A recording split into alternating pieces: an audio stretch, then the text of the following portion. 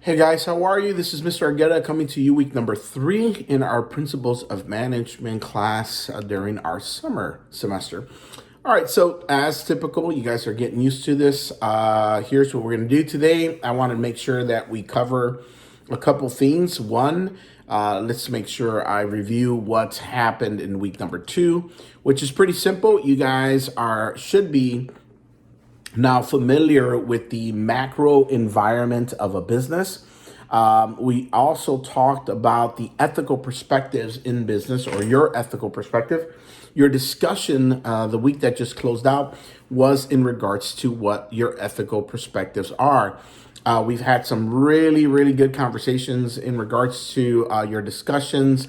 I am reading through that as I speak here.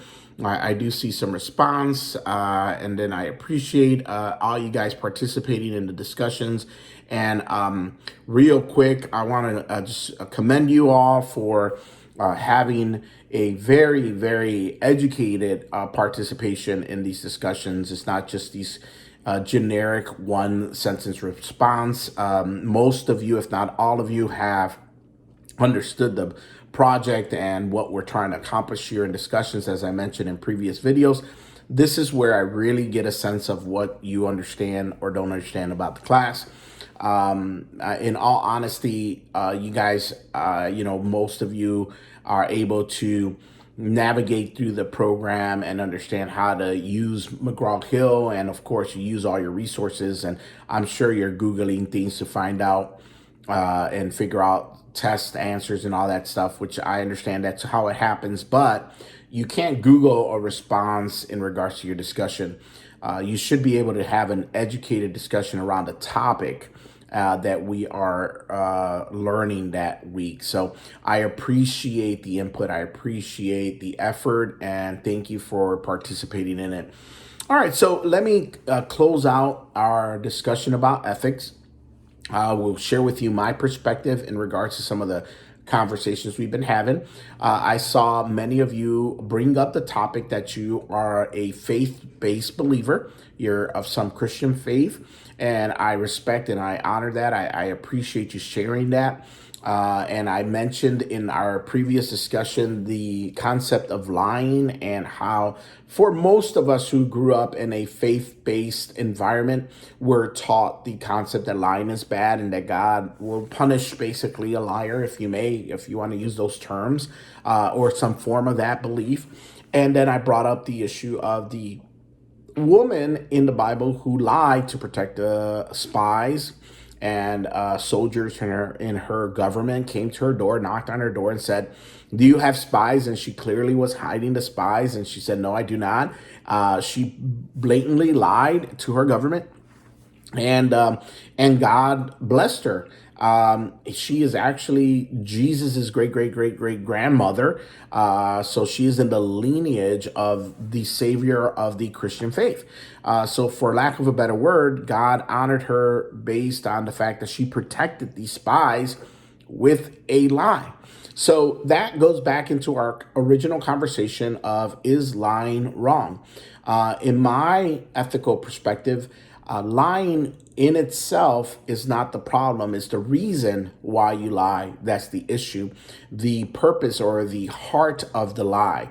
So there are going to be certain scenarios where lying, like in this case, was used to protect the lives of people, and of course in the bigger scheme of things, in the cause of this Israel's future, or the people of Israel's future. So in that particular scenario, lying was actually good and honored and blessed.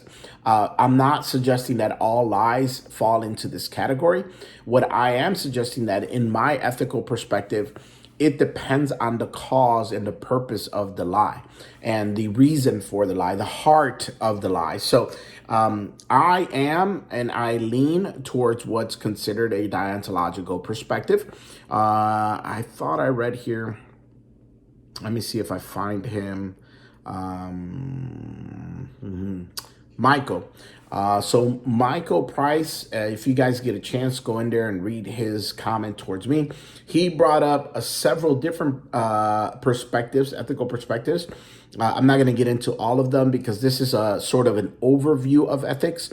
There is a ethics class that you take if you're in management. If your degree is in management, you do take an ethics class, which covers a lot more in depth of this topic. This is obviously one chapter in our Principles of Management course. It just overviews, gives you an understanding of an overview of ethics. It doesn't go deep into it, but he had some very great and fascinating posts. I encourage you to go look for his post and seek it out. Great insight. I can't remember, Michael. It seems like you've already had previous experience in this area, so I appreciate you and your insights in it. But everybody, I appreciate it. This was a great conversation. So I'm gonna go read through it and respond to some of the posts and go from there. So guys, I honestly do appreciate all the effort that you're putting into it. So week number 3, let me give you an oversight on what we're talking about. It talks about the basic steps in a planning process. And then it goes into the conversation of what we're going to be talking about in our discussion. It's called a SWOT analysis, which is strengths, weaknesses, opportunities, and threats. This analysis is used as a tool in business to sort of position yourself and know where you stand in regards to your environment. Not only the strengths and weaknesses focuses on the internal aspect of it, and the opportunity and threats is the external, which we just finished talking about, the environment in which a business exists. So we also in chapter 6 looks at entrepreneurship. There's been several of you who have mentioned you are interested in becoming or starting your own business. This is a good chapter to understand and to know. It describes the different successes in business planning process. Once again, this class is Principles of Management. It's sort of, think of it like you're flying over business. Like Intro to Business is the same thing. It's just the introduction to the world of business. So if you are in these classes, you're really just getting the oversight of business. You're not going into the depths of that understanding like you would in a particular class of ethics or managerial accounting. You're getting deeper into that subject. This is just an overview of it. So, but I would love to hear, I want you to pick a business in your area or one that you're very familiar with and create your own SWOT analysis. So it takes a little bit of an analysis on your behalf, what I would call flash research. You jump in Google, you type in what's some of the strengths in this company. What I do not want is for you to just copy someone else's SWOT analysis. That defeats the purpose of the process. I can also see, guys, and please be aware that there is a plagiarism checker. So if you just copy and paste, the system's going to recognize that this exists in the world somewhere and it's going to tell me this has been plagiarized. So do not, please, plagiarize someone else's work. That is wrong. It is unethical. It is, to a certain extent, a penalizable process. So do not plagiarize. Create your own work. Please use these opportunities to grow. So I'm excited to see what you guys come up with. SWOT analysis are pretty simple to do. So there's no reason why you should be trying to cheat the system.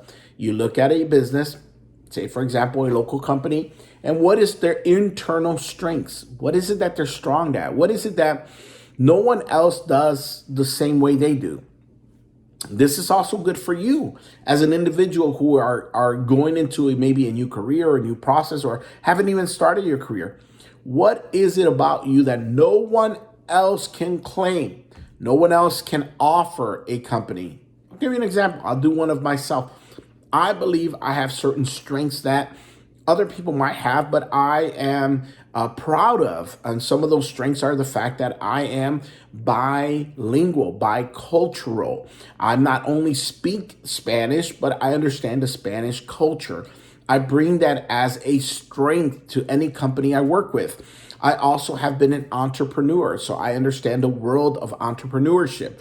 I came from industry. I came from the business world. I've started companies. So I bring that as a strength to whatever organization I work with. For GNTC, for you guys, that's a strength that I share. I not only studied business, not only do I have an MBA, but I've been in business and I've worked in industry and I've gone through corporate America. So I have those experiences to bring to the table.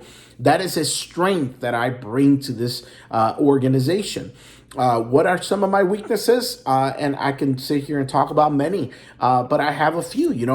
Since I do not have a educational background of teaching, I don't understand that world of the teaching world. I didn't go to school to be a teacher.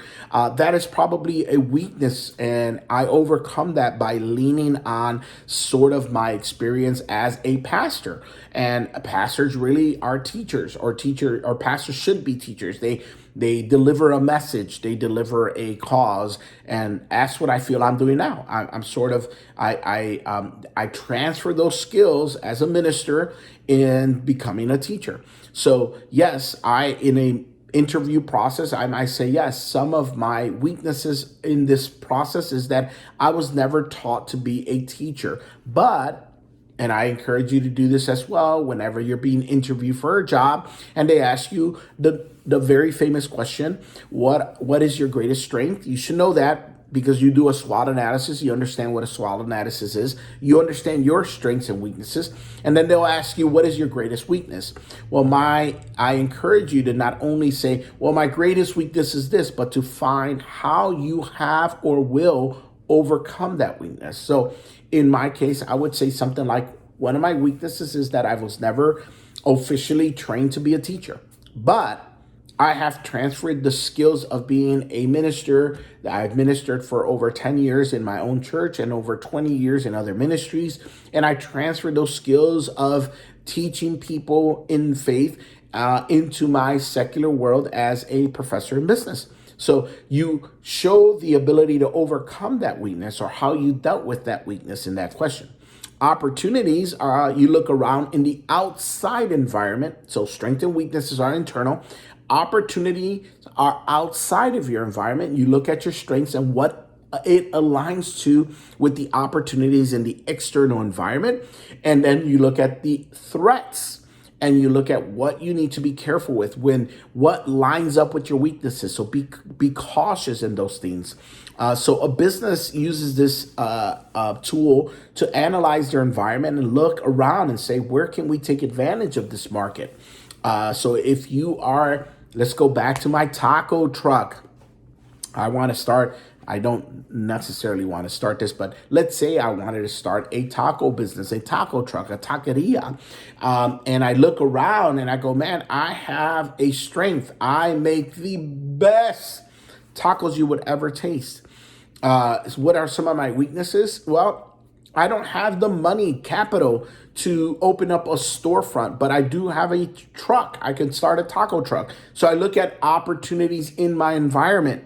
What are some opportunities? I can probably drive my truck to a park on a weekend and they're playing soccer or baseball, football, and I can set up there and sell my tacos. That's an opportunity. Another opportunity is I can go every hour during lunch to a different company and set up and sell tacos to people that are at work. Or I can look for those opportunity events that are happening in my environment. What are some of my threats? There's other taco trucks, other people have out. So what do I have different than everyone else that's out there with a taco truck? And that's how you develop a strategy to approach a market. You look at your internal strengths and weaknesses, and you look at the opportunity and threats that are externally, and you position yourself in a position to take advantage of that. All right. So that being said, what's coming up next week after that? So week 4. So this week that's coming up that we're talking about, it's SWOT analysis. Week 4, guys, week 4, I want you to be prepared. I want you to be mentally prepared. In week 4, we have our midterm.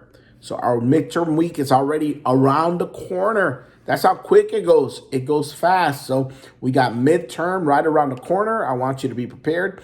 That week, we are going to work on 2 chapters and your midterm. So here is what I'm going to do though. For week 4, we will not have a graded discussion. We will not have a graded discussion. I will still post a video to stay connected with you guys, but I will not have that graded. So the response will be helpful for me to keep in contact with you, but you don't have to worry about missing the grade. All right, so it'd be great to hear from you. I still want to stay connected, and I appreciate you sharing what's happening in your life. All the people that thanked me and congratulated my son. I'm going to put a picture so you could see us after his graduation. But all of you, thank you for congratulating him. Thank you. Yes. For someone mentioned, they noticed that they changed the graduation from the field to Dalton Convention Center. So it was done inside. We had a great time. It was fulfilling. We had dinner afterwards at Cyrus in Dalton. We had a wonderful time.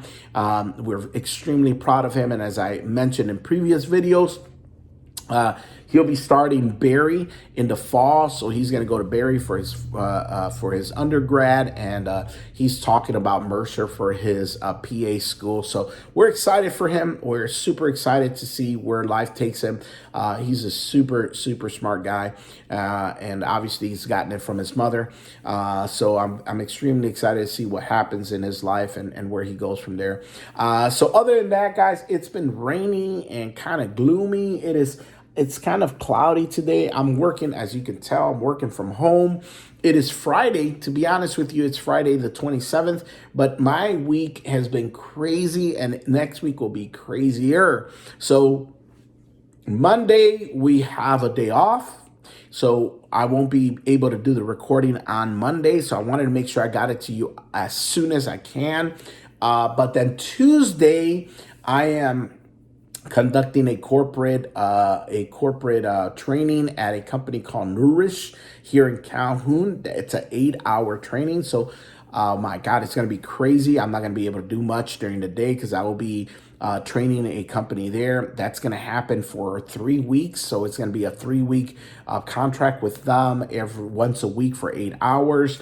Then on Wednesday, I'll be training a class at Whitfield Murray for customer service. And then Thursday, I have a leadership training I'll be conducting. And then on Friday, I'll be back working from home. So it's going to be another week before I get a chance to do the video. So I wanted to get it out to you and get you as much opportunity to do your work as possible, give you as much information as possible. Anyhow, this video is taking too long, guys. I appreciate you.